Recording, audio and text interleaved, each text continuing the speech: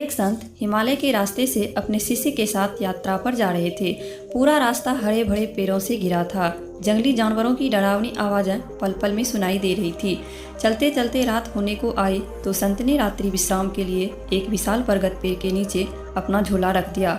पास ही बहते नदी में हाथ मुंह धोकर संत एक पेड़ के नीचे संध्या पूजा में लीन हो गए। पास ही शिष्य भी बैठ गया। कुछ ही देर बाद शिष्य के कानों में शेर के दहाड़ने की आवाज़ सुनाई पड़ी। वह भय से थर-थर कांपने लगा। तभी शेर उसे अपनी ओर आता हुआ दिखाई पड़ा। वह फुर्ती से पेड़ पर चढ़ गया। शेर पेड़ के नीचे आया। उसने ध्यान मग्न हुए संत को सूंघा, उसके चारों ओर घूमकर चक्कर काटा और कुछ क्षण मौन खड़े होकर चुपचाप वापस चला गया।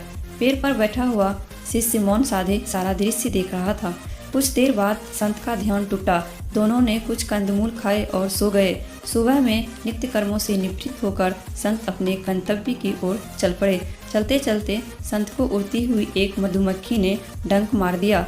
वह उनकी पीड़ा से एकदम कराह उठे। शिष्य ने तुरंत उनकी ओर देखा और पूछा, आदरणीय गुरुदेव, जब संध्या के समय शेर आया और उसने आपके शरीर को सूंघा तो साक्षात मृत्यु का आभास पाकर भी आप तनिक भी नहीं घबराए, मगर एक छोटी सी मधुमक्खी के काटने पर इतना विचलित हो गए। आखिर ऐसा क्यों? यह सुनकर संत ने शिष्य से कहा, जिस समय मैं ध्यान में था तो ईश्वर के साथ था। ईश्वर के साथ होने पर भला किस बात का डर, कैसी चिंता, मगर इस समय तुम जैसा डरपोक मेरे साथ है, इसलिए मेरी चीख निकल गई।